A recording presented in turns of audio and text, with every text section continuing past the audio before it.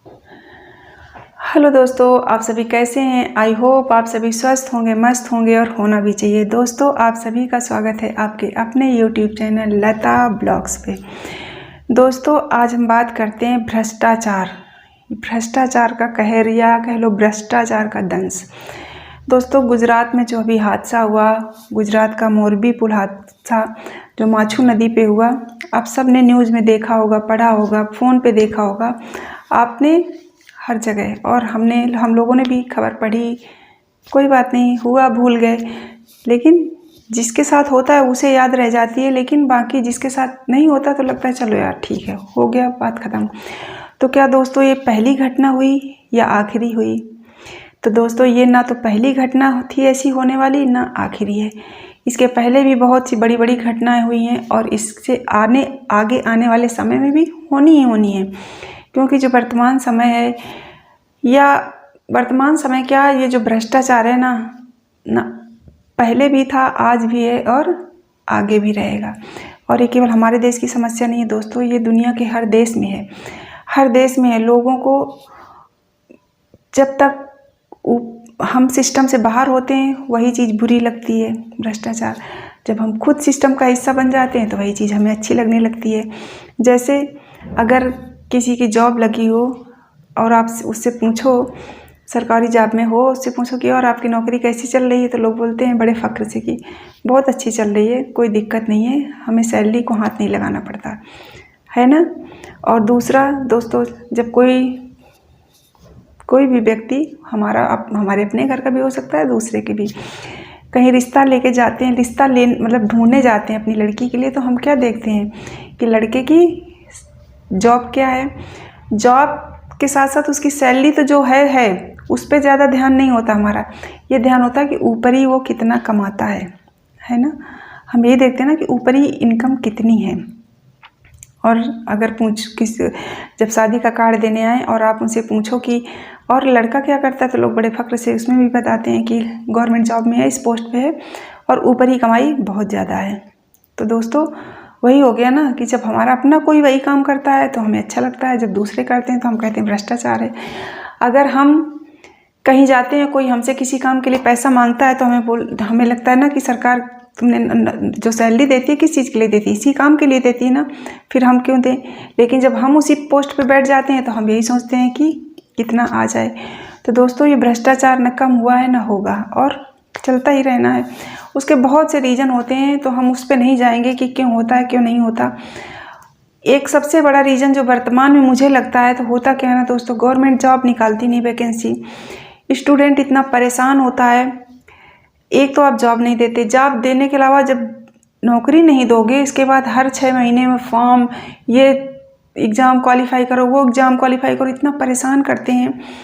और स्टूडेंट के वैसे ही बेरोज़गारी है, ऊपर से फॉर्म भरो, 500 रुपये लगा के फॉर्म भरो, 500 1000 जैसे भी जो होता है वो हम फॉर्म भरते हैं। इसके बाद एग्ज़ाम देने के लिए इतना परेशान होता है स्टूडेंट, और उसकी लाइफ का आधा टाइम तो ऐसे ही निकल जाता है। और इसके बाद वो इतना परेशान हो चुका होता है नौकरी के लिए, और जब वो उस पद पे पहुंचता है, उसको मान लो किसी की जब सरकारी नौकरी लगती है, तो लोगों के मन में इतना आक्रोश होता है ना कि लोग ये सोचते हैं ना कि जितना तुमने हमसे लिया है वो हम वसूलेंगे। लेकिन उसकी सज़ा मिलती किसको है? हम आम पब्लिक को ही मिलती है ना। जो वसूलते हैं ये नेता मंत्री सब, इनका क्या जाता है? कुछ नहीं जाता। और दोस्तों, जब इस तरह की कोई घटना हो जाती है ना, तो दुख व्यक्त सांत्वना व्यक्त कर देते हैं परिवार के प्रति, जिसका घर का सदस्य चला गया 1 लाख 2 लाख, और जो जीवित बचा, भाई कुछ लोग बच गए, मान लो दुर्घटना में घायल हो गए, उनके लिए 50,000, उसका आधा दे के उनका तो काम ख़त्म हो गया। पर दोस्तों, मान लो जिसके घर का सदस्य चला गया, हो सकता है वो कमाने वाला हो, अगर वो चला गया तो क्या 1 लाख रुपए या 2 लाख रुपए देने से उनका जीवन कट जाएगा? नहीं कटेगा ना। दूसरी चीज़, जो घायल हो गए, तो घायलों की भी क्वालिटी होती है कि वो घायल लाइफ में आगे कुछ कमाने लायक बचा भी है या नहीं बचा, या खुद वो एक परिवार पे बोझ बन गया, लेकिन आपने उसको 50,000 दे दिए, तो क्या हुआ? कुछ होगा? नहीं हो सकता ना, क्योंकि वो खुद परिवार के ऊपर एक बोझ है। वो अपना खर्च चलाएगा कि परिवार का चलाएगा। लेकिन सरकारें यही करती हैं और कोई नहीं चेतता दोस्तों। जब घटना हो जाती है तो 2-4 दिन न्यूज़ में भी रहेगा, खूब छाया रहेगा सब कुछ, लेकिन जैसे 2-4-6 दिन 10 दिन बीतते हैं वो चीज़ें हमारे लिए नॉर्मल हो जाती हैं। आपने बहुत बड़ी बड़ी घटनाएं देखी, केदारनाथ की जो आपदा आई थी वो देखी, इसके बाद वैष्णो माता में अभी घटना हुई थी, भगदड़ मच गई थी। और चूँकि वो जगह ऐसी है कि वहाँ इतनी जगह नहीं होती कि आप कहीं पे भी भाग सको। अगर आप गलती से कहीं इधर उधर भागे तो सीधे कहाँ जाओगे, इतनी गहरी गहरी खाइयाँ हैं कि पूछो मत। तो दोस्तों क्या इसमें सिर्फ सरकार या सिस्टम या सब भ्रष्टाचार का ही दोष है? नहीं दोस्तों, इसमें क्या है ना कि इन चीज़ों से हम भी सीख नहीं लेते। सबसे बड़ी कमी तो हमारी अपनी खुद की होती है कि जब कुछ भी इस तरह हो जाता है, जिनके साथ घट गया तो वो तो सीख ले ना ले, लेकिन ये होता है ना कि उनको हमेशा के लिए ये एक कष्ट मिल गया, और शायद फिर वो लोगों में इतना वो चीज़ नहीं रह जाती कि अगर आप किसी धार्मिक स्थल पे गए हो तो आस्था, या पिकनिक स्पॉट पे गए हो तब भी आदमी कम कर देता है, क्योंकि जब इस तरह की घटनाएं हो जाती है तो लोग सोचते हैं अब हम कभी नहीं जाएंगे, नहीं करेंगे। लेकिन बाकी लोग क्या करते हैं, नवरात्र आएंगे लोग धार्मिक स्थलों पे ऐसे टूट पड़ते हैं कि पूछो मत। जैसे माता रानी सिर्फ, या जो भी भगवान जी हैं, वो सिर्फ जो देंगे आशीर्वाद सब इसी टाइम देंगे, बाकी नहीं देंगे। तो दोस्तों, और भगदड़ मचती है तो फिर देखते हो ना लोग, हम ही आप एक दूसरे को, अगर कोई गिर गया तो कोई उठाता है, कोई नहीं उठाता, हम उसी के ऊपर पैर रख रख के निकलते जाते हैं। तो ये होती है, हम कहते हैं श्रद्धा लेने, और करके क्या गए पता नहीं कितनों की जान ले आए। लेकिन यही है ना कि हम लोग नहीं सीखते।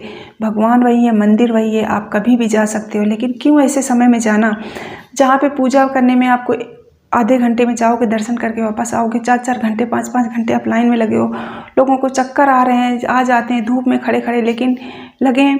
भगवान कभी ये नहीं कहते कि आप इस तरह से हमारी पूजा करो, भगवान कभी नहीं कहते, लेकिन हम ही लोग बस आस्था में अंधे हो जाते हैं, इसे अंधा होना ही बोलते हैं। भगवान में श्रद्धा रखना एक अलग बात है, लेकिन थोड़ी अपना दिमाग लगाते हुए। और लोग नवरात्रि आए तो मंदिरों में देखो, जहाँ देखो लाइन लगी होती है, भगवान वही रहेंगे, सब वही रहेगा, आप बाद में भी दर्शन कर सकते हो। तो ये हमारी गलती है। जैसे पिकनिक स्पॉट्स पे भी है, जहाँ जाएंगे लोग तो एकदम न्यू ईयर आता है तो लोग ऐसे भगते हैं कि अगर वहाँ पे कोई घटना हो जाए तो लोग भाग भी नहीं पाते बहुत लोग। लेकिन नहीं, जाना है तो जाना है, क्यों जाना है, आप बाद में जा सकते हो उस चीज़ पे। ऐसा नहीं है कि आज ही दिन जा सकते हो, साल भर में छुट्टियाँ होती हैं तमाम, ऐसा टाइम आता है कि आप जा सकते हो। जैसे गर्मियाँ आती हैं, समर वैकेशंस होती हैं, लोग हिल स्टेशनों की तरफ एकदम टूट पड़ते हैं। क्यों? जब जहाँ पे भी ऐसे एक, हर जगह की एक अपनी लिमिटेशंस होती हैं, एक अपनी क्षमता होती है। जब वहाँ ज़रूरत से ज़्यादा लोगों का दबाव बढ़ जाता है तो आधी चीज़ें ऐसी ही हो जाती हैं। और यही कारण होता है कि हम जब सीख नहीं लेते तो हम खुद फिर इन चीज़ों का शिकार होते हैं। तो दोस्तों, इसमें गलती केवल सरकार सिस्टम में भ्रष्टाचार की नहीं, हमारी अपनी भी है। हम खुद ये नहीं सोचते, आपको जाना है आप मंदिर जाइए, मस्जिद जाइए, दर्शन करने जाइए, पिकनिक स्पॉट जाइए, घूमने जाइए, आप सर्दियों में गर्मियों में जहाँ जाना चाहिए, लेकिन अपना दिमाग लगाते हुए जाइए ना। कि हम कह रहे हैं अगर सब लोग गर्मियों में हिल स्टेशन जा रहे हैं तो आप क्यों जा रहे हो? इंडिया इतना बड़ा है, इतने अच्छे अच्छे स्टेट हैं, शहर हैं, आप वहाँ जाइए। समुद्र तट के एरिया जो है, इलाके हैं, आप केरल जा सकते हो, तमिलनाडु जा सकते हो, गुजरात जा सकते हो, मुंबई जा सकते हो, उड़ीसा जा सकते हो, पश्चिम बंगाल जा सकते हो। इतनी अच्छी अच्छी जगहें हैं ना कि वहाँ उधर भी जाओगे तो वहाँ पे भी गर्मियाँ नहीं होती हैं उतनी। और दूसरा, आपको जो समुद्र के किनारे की जगहें होती हैं वहाँ का तो वैसे भी बहुत अच्छा नज़ारा होता है। तो आप हिल स्टेशन अब मत जाओ, हिल स्टेशन आप सर्दियों में चले जाना, कोई दिक्कत नहीं, आप बर्फबारी देख लेना, ठंडक नहीं मिलेगी तो जहाँ जब लोग एक तरफ भागते ना, इसी को बोलते हैं भेड़ चाल की। जहाँ लोग एक सीजन में जहाँ पे लोग जाना शुरू करते हैं ना, वहीं पे जाते हैं। तो आप खुद ये ध्यान दो ना कि हम वहाँ जा रहे हैं। मान लो आप हो, आपके साथ बच्चे हैं, तो कई बार इसी की समस्या हो जाती है। हिल स्टेशनों की तरफ लोग भागते हैं, कई बार ट्रैफिक इतना ज़्यादा हो जाता है कि लोग एक एक रात पूरी ट्रैफिक में फंसे होते हैं, क्योंकि वहाँ पे इतनी चौड़ी रोडें नहीं होती, इतना सब कुछ नहीं होता, क्योंकि एक गाड़ी जा सकती है, एक गाड़ी वापस आ सकती है। और अगर कुछ भी हो गया, मान लो पहाड़ों पे तो सबसे ज़्यादा घटनाएं इसी की होती हैं कि पता चला पहाड़ खिसक गए, सिल्ली खिसक गई, रास्ता ब्लॉक हो गया, लगा पड़ा है, या वो पत्थर खिसक के अचानक से कहाँ से आ गया, कहाँ गिर गया, किसकी जान चली गई, पता ही नहीं चलता। तो क्यों जाना ऐसी जगहों में? और कई बार तो अगर गर्मियों में जाते हो आप वहाँ पे, तो कई बार वहाँ पे वैसे भी जंगलों में आग लग जाती है, तो तमाम सारी प्रॉब्लम्स होती हैं। तो दोस्तों, इसके लिए हमें भी ध्यान देने की ज़रूरत है कि हम कहाँ जा रहे हैं। दूसरा, हम जा रहे हैं, हमारे साथ बच्चे हैं, तो हमें किन चीज़ों का ध्यान रखना चाहिए। जहाँ सब लोग जा रहे हैं वहाँ पे मत जाओ, गर्मियों में आप हिल स्टेशन मत जाओ, ऐसी जगहों पे चले जाओ। मंदिर मस्जिद आपको कहीं भी जाना है तो गुरुद्वारे, तो ऐसी उस दिन क्यों जाना कि जिस दिन इतनी भीड़ हो कि जहाँ हमें आधे घंटे का टाइम लगे पूजा पाठ में, वहाँ पे हम 4-4 5-5 घंटे लाइन में लगे हैं। आप किसी भी टाइम जा सकते हो। तो दोस्तों, इसलिए किसी को कोसने से अच्छा है कि खुद समझदार बन जाओ, खुद समझदार बन जाओ और खुद अपना भला बुरा सोचो, क्योंकि सबका भला बुरा सरकारें नहीं सोच सकती हैं, उनके पास और भी काम होते हैं। जनता, हम बोल तो देते हैं कि सरकार ऐसा नहीं करती वैसा नहीं करती। आप सोचो, आप अपना घर नहीं संभाल पाते हो और उन्हें तो पूरा देश संभालना है। तो इसलिए आप इन चीज़ों का ध्यान रखिए कि जब भी आप कभी भी घर से बाहर आप इस तरह का कोई भी प्लान बनाते हैं, चाहे वो पिकनिक का हो, चाहे मंदिर जाने का हो, चाहे कहीं किसी धार्मिक स्थल पे जाने का हो, या कहीं वैसे आप बाहर घूमना जाना चाहते हो, तो आप इन सब चीज़ों का ध्यान रखिए। बहुत से लोग, तो आपने देखा होगा दोस्तों कि कोरोना चल रहा था, इतना सब कुछ था, बंद था, लोग कैसे गए, जिनके घर के गए वो ही जानता है। लेकिन तब भी कुछ लोग इतना, मतलब जैसे ना कहते हैं जैसे दिमाग ही नहीं होता, लोग तब भी घूमने जा रहे हो, उनको घूमने की पड़ी है। अरे जिंदा रहोगे तो बहुत बार घूम लोगे, लेकिन नहीं, जाना है तो जाओ, और जब कुछ हो गया तो फिर पड़े हैं।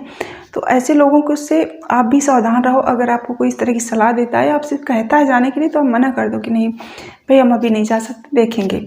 तो हमें भी जागरूक होने की ज़रूरत है दोस्तों, ताकि इस तरह की घटनाओं का शिकार ना हम हों, ना कोई होने पाए। क्यों अनावश्यक वहाँ पे जाके हम भीड़ बढ़ाएं जाके। तो आप लोग भी जागरूक बनिए, ये आपकी सुरक्षा का सवाल है। तो दोस्तों, आप जब भी कभी इस तरह का कुछ भी हो तो उन चीज़ों का आप ध्यान रखिए। अब जैसे पुल था, उसमें लोग, इतने लोग चढ़े थे, हर चीज़ की एक लिमिट होती है ना। अब लोग, दिख रहा है कि लोग ऑलरेडी इतने लोग हैं, तो हम कह रहे हैं क्यों उधर जाना, और वैसे घूम लो, नहीं जाओ। लेकिन हम लोग भी कई बार ना सोचते नहीं, बस लगता है कि लोग जा रहे हैं वहाँ से, पता नहीं कौन सा आनंद वो ले लेंगे और हम रह जाएंगे, तो हम भी पीछे क्यों रहें। तो ऐसा कभी नहीं करें दोस्तों, क्योंकि आपका जीवन बहुत कीमती है, आपके लिए, आपके परिवार के लिए। और देखो वहाँ पे क्या हुआ, बहुत से लोगों के घर में खुशियाँ आने वाली थी, किसी की शादी होनी थी, किसी के घर में कोई फंक्शन था, कुछ था, किसी का पति चला गया, किसी का भाई, किसी का बेटा, किसी का पिता, मतलब अब आप समझ सकते हो कि क्या स्थिति होगी। और मिला क्या, कुछ मिला, लेकिन सब कुछ उजड़ गया।